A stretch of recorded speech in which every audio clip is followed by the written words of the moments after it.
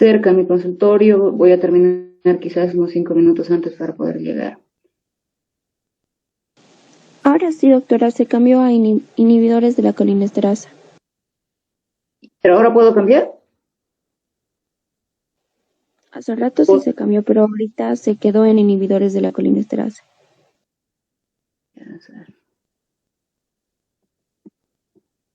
Ahora sí, doctora. Ya está cambiando. Sí, ahora sí.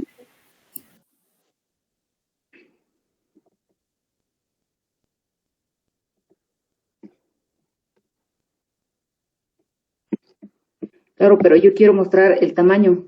¿Puedo cambiar ahora sí o no? Otra vez no. No, doctora. Ya vámonos con el tamaño igual. Está en su libro, muchachos. Simplemente les...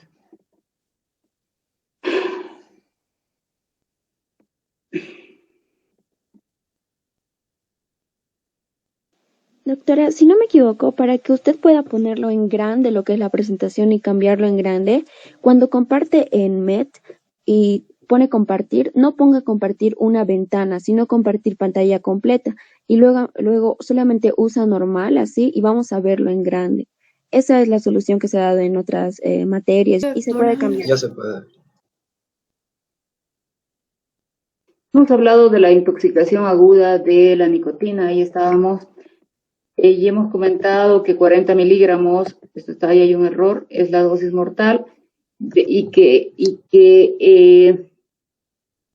los efectos son cardiovasculares a nivel de corazón y vasos, y van a ser parasimpáticos a nivel gastrointestinal y todo el músculo liso, que el tratamiento va a ser sintomático. Ustedes saben que el estímulo a nivel del sistema nervioso central es muy evidente, puede haber convulsiones, que se afecta tanto el control del centro respiratorio como el músculo esquelético, o sea, el diafragma, y hay parálisis respiratorias por esas dos causas, que puede haber crisis hipertensiva por aumento de la resistencia vascular periférica, y el estímulo simpático en corazón generaría puntos de reentrada, focos ectópicos y arritmias. Además, hemos dicho que el tratamiento es absolutamente sintomático, antiepilépticos, conectarlo a un ventilador mecánico, fármacos para crisis hipertensiva y antiarrítmicos. Va a durar el tiempo que dure el efecto de la nicotina, que son aproximadamente 4 horas. Una vez que hemos resuelto el cuadro, el paciente, si ha sido intubado de la manera adecuada, si se le ha provisto de oxígeno permanentemente, no va a tener secuelas, ¿ya? En cuanto a y ya hemos explicado por qué el efecto simpático y parasimpático, hemos dicho que se encuentra a nivel ganglionar, etcétera, etcétera. Vamos a hablar ahora de la intoxicación crónica. En general, la intoxicación crónica va a dar lugar a 2 patologías. La primera, el humo del cigarrillo tiene muchos compuestos, ¿ya? Muchos compuestos. Pero lo que va a acontecer para producir cáncer o carcinoma bronquial y coronariopatías es, en el primer caso hay una estimulación del aumento de el efecto inotrópico, cronotrópico, dromotrópico positivo. Entonces, sucede que va a haber taquicardia todo el tiempo, permanentemente, todo el tiempo que fume. El paciente generalmente fuma 20, 30 cigarros por día, y eso es un efecto de 24 horas de estímulo nicotínico. Entonces, ¿qué sucede? Al haber taquicardia, el periodo diastólico disminuye, ¿sí? Y es en el periodo diastólico donde se nutre el corazón. Ustedes saben eso. Entonces, el periodo diastólico disminuye y el aporte de las coronarias disminuye. Pero no solo eso, este paciente añoso, probablemente 60, 65, hipertenso, ya tiene a nivel endotelial daño en el endotelio. Ya hay placas, ya hay LDL, ya hay células espumosas. Y a todo esto se agrega esta lesión de los vasos. ¿En qué sentido? En que multiplica el proceso aterosclerótico, lo acelera, por un lado. 2, a nivel del endotelio, que es un órgano tan noble como el corazón, tiene funciones, mantener un equilibrio entre la vasoconstricción y vasodilatación. En este caso se rompe ese equilibrio porque hay más fuerzas vasoconstrictoras, per se la noradrenalina o adrenalina, pero además hay un estímulo sobre el músculo liso. No solo eso, no solo que multiplica el proceso aterosclerótico, no solo que modifica o inhibe las fuerzas vasodilatadoras, sino que hay una agregación plaquetaria a nivel de endotelio facilitada por los agentes agresores y disminuye la actividad fibrinolítica.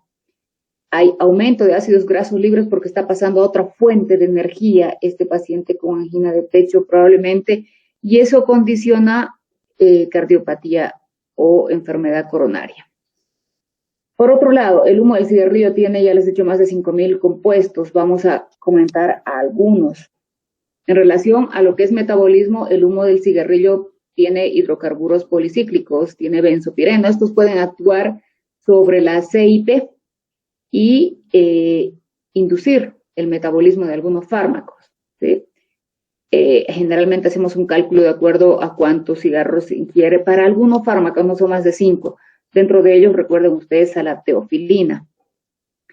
Pero no solo eso, hay nitrosamidas, acroleína, metales pesados, hay alquitrán, amén de los efectos que te va a producir en el pulmón, que son de defensa, lógicamente. Estos se consideran agentes agresores que van a afectar este epitelio y el clearance del mucociliar va a estar alterado. Ya no tiene la capacidad de limpiar todo lo que ingerimos al respirar.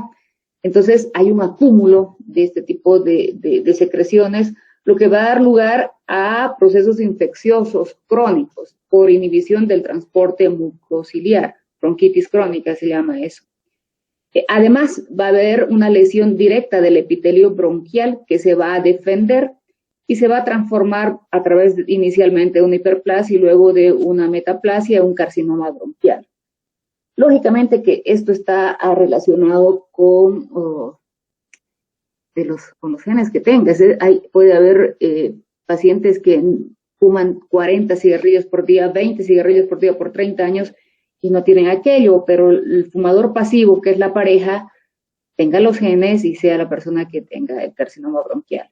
Entonces, intoxicación crónica te da lugar a una cardiopatía coronaria y un carcinoma bronquial. ¿Cuál es el tratamiento? Abandonar el hábito tabáquico. Algunos sí pueden y otros no. Entonces, para los que no pueden, hay algo sucedáneos o similares que pueden de alguna manera disminuir esa ansiedad en el sistema nervioso central de la dependencia a la nicotina. Existe nicotina en forma de chicle o parche transdérmico. Se puede administrar también a través de nebulización nasal o inhaladores. El efecto es mucho más lento, lógicamente para disminuir la carga agresiva, y se va a unir a los receptores específicos a nivel del sistema nervioso central. Con aquello mantiene el efecto, el placer, pero disminuye el deseo de fumar. Hay otro fármaco un poco más controversial porque aparentemente no había sido tan selectivo en esos receptores, sino que ha generado en algún tipo de pacientes depresión mayor. Entonces ha sido muy observado por la FDA. Y algunos otros efectos más. Se llama vareniclina, es un compuesto sintético, a diferencia del anterior, con acción agonista parcial en los receptores nicotínicos, A4B2. Pero como les digo, controversial por los efectos adversos que ha presentado. Ok. Eso en cuanto a la intoxicación por nicotina, intoxicación aguda e intoxicación crónica. En relación a la intoxicación por inhibidores de la colinesterasa, los vamos a dividir en los 3 grupos, de acuerdo al tiempo de duración, si es reversible o si es irreversible, como en el caso de los organofosforados. Cuando hay dosis elevada de hidrofonio, recuerden que el efecto del hidrofonio que se administra por vía parenteral es de 5 o 10 minutos, para algunos autores 15 minutos. Entonces, ¿qué puedes hacer por estos 15 minutos? ¿Qué es lo que va a tener el paciente? Un efecto parasimpático. Que podría tener a nivel de corazón, probablemente se presente una bradicardia, a nivel gastrointestinal, un poco de dolor abdominal, probablemente haya un poquito de secreción a nivel de musculatura lisa bronquial, pero con una correcta observación no va a suceder nada. Ya, muy pocos efectos adversos y no requiere tratamiento, simple. Lo contrario ocurre con los carbamatos, porque este proceso de inhibición de la acetilcolinesterasa o descarbaminoilización, como les he dicho antes, dura horas, ¿no? Entonces, dependiendo de si los factores, si los signos y síntomas son realmente muy manifiestos, sí podría haber tratamiento que un antagonista muscarínico. Nada más.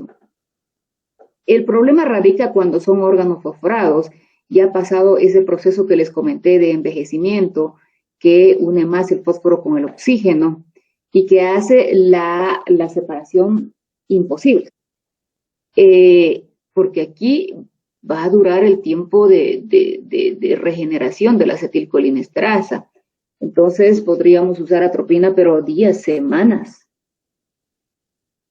Es por eso que mientras antes llegue el paciente, antes de las 5 horas, para algunos otros insecticidas 3 horas, es bueno porque podemos utilizar un regenerador de esta colinesterasa antes del proceso de envejecimiento, que como ya les he dicho también es la pralidoxima. Los signos y síntomas son los mismos, muscarínicos, y para algunos nicotínicos, ¿sí? Se llama dumbbells. Va a haber en el sistema nervioso central, ojo, sistema respiratorio, aparato gastrointestinal, músculo liso, ganglionar. Dumbbells porque hay diarrea, defecación en mayor número. U de urgencia miccional, M de miosis, B de broncoespasmo, hay sibilancias en este paciente, B de bradicardia, E de excitación del sistema nervioso central. Este es un efecto nicotínico. Todos los que hemos comentado antes son muscarínicos. Entonces la excitación del sistema nervioso central viene a ser un efecto nicotínico. Y ya les he dicho que aquí no solamente va a haber depresión del centro respiratorio, sino que por efecto también nicotínico a nivel del músculo o diafragma puede haber una depresión. En el sistema nervioso central se caracteriza por una excitación y un efecto luego de depresión o bloqueo. L de lagrimeo, también efecto de M3, salivación y sudación. Eso es dumbbells. Hay insecticidas que pueden ser más o menos estables al agua, más o menos agresivos. Por tanto, tendremos unos como el paratión que pueden producir la muerte muy rápido. Dependerá de cuán rápido acceden al sistema de salud y las características de la ingesta. Es mucho más fácil, lógicamente, tratar un paciente que se ha intoxicado de manera involuntaria al fumigar sus plantas, un agricultor, y será mucho más difícil tratar un paciente que ha bebido sin diluir siquiera el agente.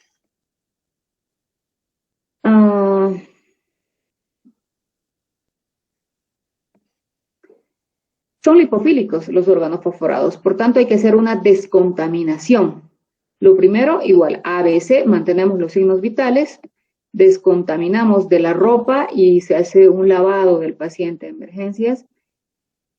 Idealmente, donde se pueda, se debe dar regeneradores de la colinesterasa si estamos antes de ese proceso de envejecimiento. Pues si nos dicen hace 8 horas, bueno, pues no hay nada más que atropina por el tiempo que dure la unión del fosfato a la acetilcolinesterasa. En relación a los regeneradores de la colinesterasa, hay 3. El más usado es pralidoxima. Hay en Brasil, hay en Chile, hay en Uruguay, hay en Paraguay. Aquí no hay, ¿ya? Aquí no hay. Pero tienen efecto periférico, no central, igual que la obidoxina. ¿Sí? Obidoxima y pralidoxima son regeneradores de la colinesterasa solo periférico. En cambio, diacetilmonoxima es un regenerador de la colinesterasa del sistema nervioso central, cuando los efectos sean demasiado evidentes a ese nivel. Cuando estamos fuera del rango terapéutico por cuestión de tiempo, ya hay el proceso de envejecimiento, lo que queda es darle atropina. ¿Sí? Atropina que va a producir todos los efectos contrarios al dumbbells que hemos visto. ¿Hasta cuándo? ¿Cuánto? Una ampolla cada 5 o 15 minutos. ¿Por qué me voy a guiar porque disminuya la diarrea, porque disminuya la salivación, porque disminuya el lagrimeo, porque disminuya la sudoración, o qué. ¿Me guiaré por la midriasis? ¿Qué opinan, muchachos? ¿Mm? ¿Por qué me guío? ¿Hasta cuándo le voy a dar? Hasta que me intoxique. ¿Y cuál es la manera más evidente de darme cuenta que está ya intoxicado? Y que ahí debo frenar la administración de la atropina para no atropinizarlo y pasarme al cuadro contrario. Cuando existe midriasis, doctora, o cuando existe. ¿Y qué más? Y cuando podemos ver cuando hay una disminución de la salivación, tal vez, podría ser. Sí, podría ser. Eso es lo que siempre escuchamos, ¿ya? Pero no es real. Porque se acuerdan que hemos hablado de tejidos más sensibles y tejidos menos sensibles. Bueno, ocurre que el efecto de la atropina en el ojo puede durar días. Y una primera ampollita producirte una midriasis y tú la vas a ver la midriasis días con una sola ampolla. Luego que hablemos de antagonistas muscarínicos, vamos a ver que no escogemos atropina para producir midriasis, porque además te va a paralizar el músculo ciliar y es duradero. Vamos a escoger tropicamida o matropina, que tiene una vida media menor. Entonces, yo veo los signos vitales, de pronto este paciente va a tener 60 o 50 de frecuencia cardíaca, aumento una ampolla y sí, vamos a ver la salivación, vamos a escuchar el pulmón, ya no hay sibilancias, ya no hay esos roncos, o han disminuido, aumento la segunda, disminuye más, aumenta la tercera, disminuye más, pero mi límite va a ser la frecuencia cardíaca. No voy a dejar que baje de 60, pero no voy a dejar que suba de 80. Puedo mantener 70, 75. Está empezando a subir a 80 y voy a espaciar un poco más de tiempo la administración de la próxima atropina. ¿Por cuánto tiempo? Pues dependerá de qué insecticida ha tomado y cómo lo ha tomado, ¿ya? Estos pacientes están en terapia intensiva por lo grave de la parálisis, sobre todo el riesgo, que están conectados a un ventilador mecánico.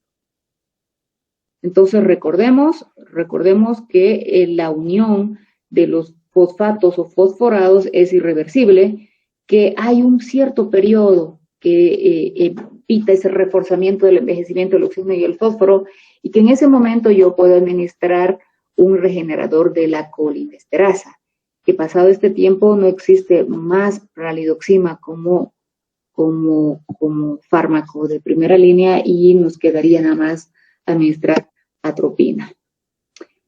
Ok, la pralidoxima como regenerador de la colinesterasa va a ser para todos los órganos fosforados, no solo para el palatión, malatión, somán, paroxón, sino para el gasarín, por ejemplo. Claro que no se anuncia, no, ahora sí vamos a lanzar este gas, no, pero sí puede ser útil para estos otros. Igual, hay intoxicación crónica. Intoxicación crónica por descuido, otra vez el agricultor no se protegió, qué sé yo, o trabaja en la fábrica y está expuesto de manera crónica a los órganos fosforados. Esa exposición va a producir una desmielinización de la vaina de mielina a nivel de los axones y el paciente lógicamente va a tener alteraciones en lo que es la fibra y la calidad de la inervación. Puede haber paraparesias, dificultad para la deambulación. Cuando hablamos de estos efectos crónicos, hablamos del fosfato de triortocresilo. Hay un receptor blanco para que va a conducir a estas lesiones que son absolutamente irreversibles. No hay nada, absolutamente nada, para volver a recuperar. Resumen. Tenemos fármacos de acción directa y de acción indirecta, ¿ya?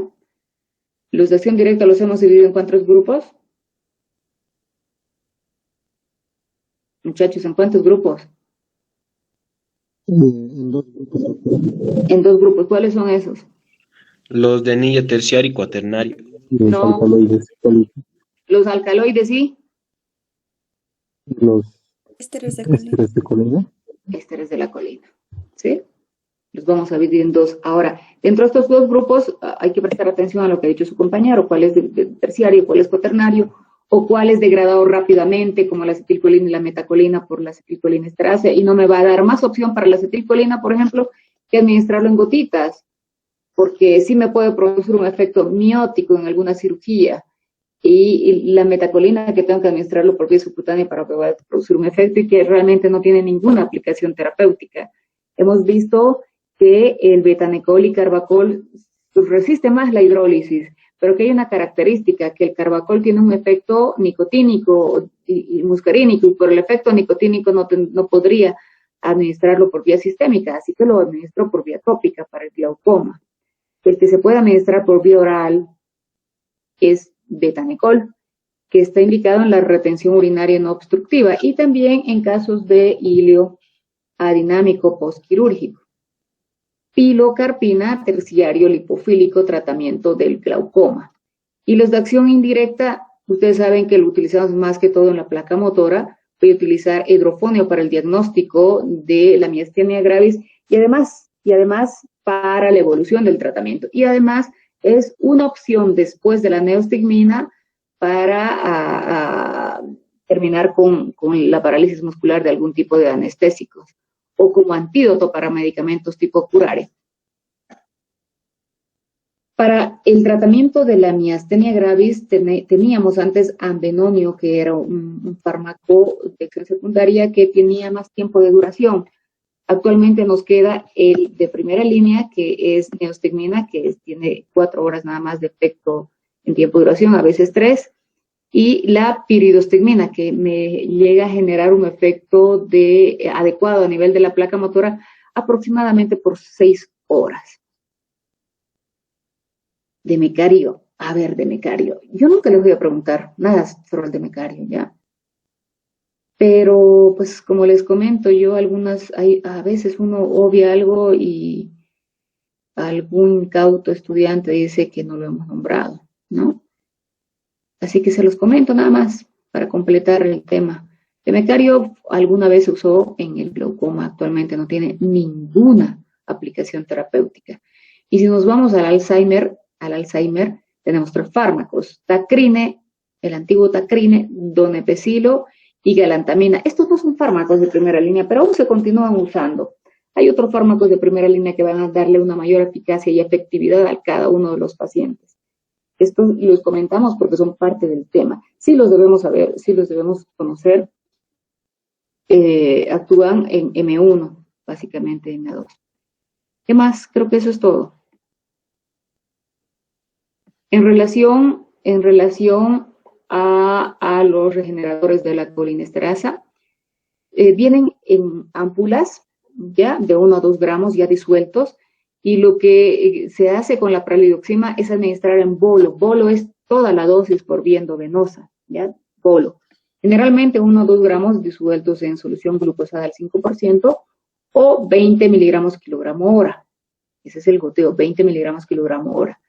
¿Cuándo lo vamos a usar? Cuando llega de manera precoz el intoxicado, antes de las 3 horas para algunos insecticidas, para otros antes de las 5 horas. Es un antídoto para la intoxicación por órgano fosforado, que al igual que la obidoxima solamente tiene efecto de regenerar la acetilcolinesterasa a nivel periférico. Entre ambos, obviamente, pralidoxima es la más indicada. Diacetilmonoxima se administra también en bolo, en goteo, a un ritmo de 200 miligramos por minuto.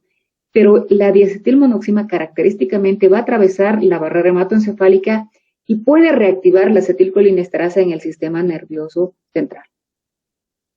¿Preguntas, dudas? Doctora, yo tengo... Decime. Estaba en la que la Está entrecortado. Volver a repetir, no te escuché nada, está muy entrecortado. Vuelve a repetir. Doctora, ¿se escucha bien ahora? Sí. Ya. Mi consulta de que la atropina, estaba leyendo en algún texto de que se puede utilizar lo que es en la regeneración de la colinesterasa esterasa, pero esta atropina, lo que es la atropina sulfatada alfa, no sé si es una opción, doctora, o está descartado. A ver, Jaime Pérez, ¿de qué manera un antagonista competitivo podría regenerar a la colinesterasa?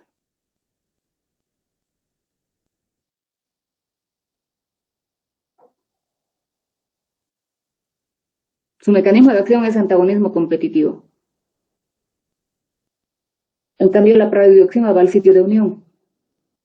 Desliga, si quieres, desliga a la acetilcolinesterasa del órgano fosforado. ¿De qué manera la atropina podría tener un efecto específicamente sobre la regeneración de la colinesterasa? O sea, son dos mecanismos completamente diferentes. El efecto de la atropina es la de antagonizar de manera competitiva, pero tú tienes algo más. Puedes ayudar por el antagonismo competitivo, pero no vas a poder desunirlo si quieres, porque esa unión reforzada ya está dada. No hay manera de que la atropina pudiese tener un efecto regenerativo. Ahora vamos a hablar de la atropina.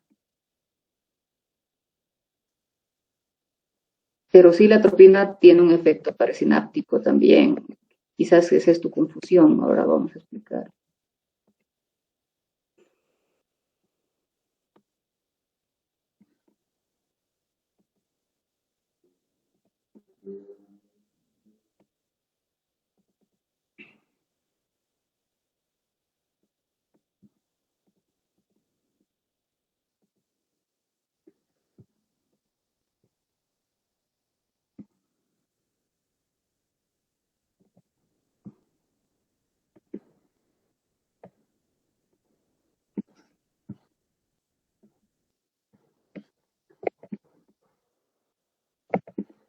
En relación a los antagonistas colinérgicos, dos cosas. Voy a abocarme un poquito más a los fármacos de mayor utilidad, ¿ya? Pero la manera de actuar de estos anticolinérgicos va a ser de dos maneras. O son antimuscarínicos o son antinicotínicos. Las indicaciones son absolutamente diferentes en el sentido de que un antinicotínico, como hemos visto ahora, va a tener un efecto neuromuscular bloqueante o antagonista en este caso, o un bloqueante ganglionar, ¿sí? Sistema nervioso central. En tanto que los antimuscarínicos pueden dividirse en selectivos y no selectivos. ¿Cuántos selectivos hay? Muy pocos. Tirenzepina y telencepina, por ejemplo, que pudiese actuar a nivel de M1, o algunos que son específicos que van a actuar sobre NM, pero muy escasa es la selectividad. La mayor parte son no selectivos. Por ejemplo, vamos con un agonista no selectivo de trofonio, por ejemplo, puede producir aumento de la salivación, puede producir aumento del peristaltismo, puede producir bradicardia, pero también va a actuar a nivel de la placa NM. Y los pocos selectivos que hay ya casi no tienen aplicación, pero bueno. Lo que le decía a su compañero, el efecto de estos antagonistas es el de bloquear los efectos de la descarga autonómica parasimpática. Ya, el prototipo es la atropina y la escopolamina, por los orígenes son similares. Entonces lo que hacen ellos es, por efecto antagónico competitivo, prevenir los efectos de la acetilcolina. ¿Cómo? Como todo antagonista competitivo, va a ir a unirse al receptor y va a evitar que la concentración de la acetilcolina, que ya de por sí en algún paciente está en concentraciones altas, desencadene el efecto del mecanismo de señalización, llámese GQ, EI, lo que sea. ¿A qué niveles? A nivel de la unión de los receptores muscarínicos, a nivel de las células efectoras, neuroefectoras, parasimpáticas, simpáticas y parasimpáticas dependiendo del lugar. Hay un poco de confusión, por eso hay que prestar mucha atención a aquellos tejidos que tienen ambas inervaciones, porque aquí puede haber un efecto, si quieren ustedes, paradojal. Y a nivel de los ganglios periféricos y el sistema nervioso central. El bloqueo sobre los receptores nicotínicos es muy bajo ahora al compañero que me preguntó. ¿De qué manera entonces la atropina podría ayudar en el tratamiento de esa parálisis muscular que tiene el paciente Teóricamente, si tendría capacidad regenerativa, no necesitas más que atropina, no necesitas conectarlo a un ventilador mecánico, ¿o sí? ¿Mm? Los antagonistas del amonio cuaternario, siempre que hablamos cuaternario, no es lipofílico, ¿ya? Pero estos tienen una característica que es una mayor actividad en el bloqueo nicotínico, o sea que son más propensos a interferir con la transmisión ganglionar o neuromuscular. Como les dije antes, en las uniones neuroefectoras parasimpáticas y simpáticas colinérgicas pueden darse respuestas paradojales. También puede haber respuesta paradojal cuando actúa a nivel presináptico. ¿Se acuerdan que cuando hablábamos del sistema simpático les expliqué el efecto alfa-2 de regulación de autorreceptor? Lo mismo que hace M2 puede darse, alfa-2 puede darse, esa regulación presináptica puede darse en el sistema parasimpático. Ocurre que la regulación presináptica de M1, las localizaciones presinápticas van a inhibir la liberación de la acetilcolina, pese a ser dependientes del parasimpático. Perfecto. Entonces, como mecanismo de retroalimentación negativa, si quieren, a nivel presináptico disminuye la liberación de acetilcolina. Pero cuando hablemos de atropina, tenemos que recordar que este es un antagonista. Por tanto, el efecto a nivel presináptico de inhibir, va a generar, en este caso, liberación de catecolamina sobre el receptor presináptico y me podría producir, aunque es un antagonista competitivo, bradicardia. A eso se refiere con respuestas paradojales. En estos tejidos que están doblemente inervados o en las regulaciones presinápticas. Ahí estamos yendo. Debido a que el bloqueo de los receptores presinápticos generalmente aumenta la liberación del neurotransmisor, los efectos presinápticos de los antagonistas muscarínicos pueden contrarrestar su bloqueo de los receptores postsinápticos. Ok. Entendido esto, vámonos a hablar de los fármacos. Si nos quedamos acá en esta clasificación, ¿ya? Creo que me va a dar el tiempo para mañana empezar la clase a las 6:30. ¿Ya? Voy a avanzar un poquito más rápido y empezaremos a esa hora. Ya mucha madrugada afecta, muchachos. 6:30 la clase, ¿ya? Clasifiquemos a los fármacos. Se llaman alcaloides a los que tienen su origen natural. En este caso, alcaloides ésteres del ácido trópico con una base nitrogenada terciaria, ya que atropina puede producir un efecto central. Atropina deriva de la tropa veladona por las características de belleza de aquel tiempo que producía una midriasis, ¿verdad? Y esa coloración rojiza a nivel de los pómulos. Bueno, esto es lo que hacía la atropina y daturastramonium. Y la escopolamina, que es L-iosina, en tanto que la atropina es de L-iosiamina. Se obtiene del beleño negro. Semisintéticos terciarios y semisintéticos cuaternarios. A ver, cuando decimos terciarios, su efecto es en el sistema nervioso central. Entonces tengo 3 que tienen aplicación terapéutica en el sistema nervioso central. Benzotropina, biperidiano y triexifenidilo. Benzotropina, biperidiano, triexifenidilo. Ya no se utiliza mucho triexifenidilo. Y la única aplicación de benzotropina y biperidiano en la enfermedad del Parkinson es en pacientes jóvenes. Luego voy a hablar un poquito de la clínica, pero nada más recuerden ustedes que los 3 fármacos se utilizan en Alzheimer, perdón, en el Parkinson, pero el Parkinson de jóvenes, no de adultos, por los efectos adversos que pudiese tener, sobre todo la toxicidad en el corazón y en el sistema nervioso central. Vamos, otros 3 en realidad, biciclomina, omatropina y tropicamida, también tienen efecto en el sistema nervioso central o su extensión, que es ojo. De estos 3, 2 tienen aplicación en el ojo, omatropina y tropicamida. Siempre utilizamos en el ojo el que tenga menor tiempo de duración. Y pirenzepina es el único selectivo. ¿Selectivo de qué receptor? M1. Y este M1 no lo estoy usando por su efecto en el sistema nervioso central, lo voy a usar por su efecto a nivel gastrointestinal. Lo que va a hacer es inhibir la liberación de ácido clorhídrico. Pero como ustedes saben, porque ya han visto fisiología, la participación en generar enfermedad ulceropéptica o acidopéptica dependiente del estímulo parasimpático no es tan manifiesto. Entonces, son fármacos que no se utilizan mucho y solamente se han utilizado en Europa, nunca en América. Ahí están, semisintéticos terciarios. Vamos a hacer más énfasis luego. De los semisintéticos cuaternarios, pues estos se utilizan por su efecto periférico, generalmente como antiespasmódicos, ¿ya? Dolor abdominal, un cólico biliar, etcétera, etcétera. Los más utilizados, butilbromuro de escopolamina, bromuro de metescopolamina y propantelina y glucopirrolato, que no se utilizan casi nada. Ésteres del ácido trópico, que son cuaternarios, muy utilizados en la parte pulmonar.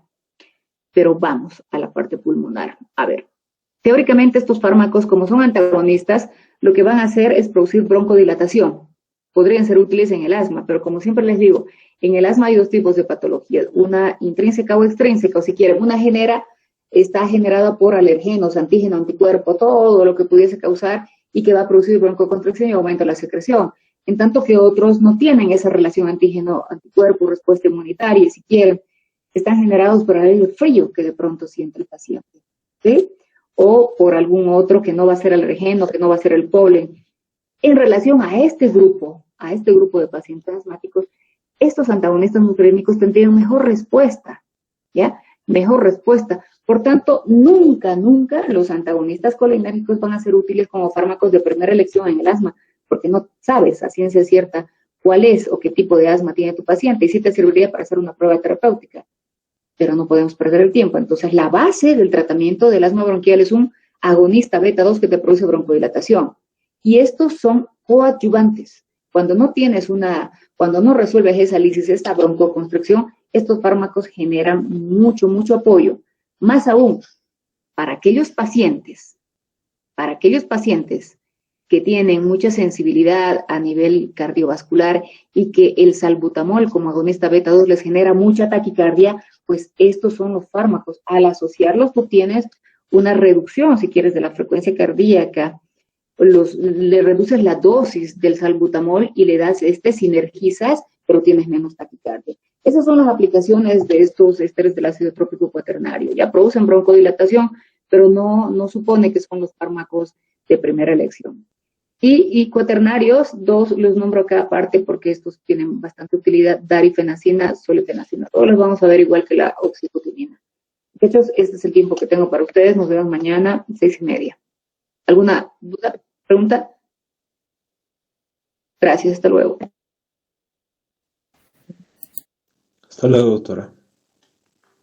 Hasta luego, doctora. Hasta luego.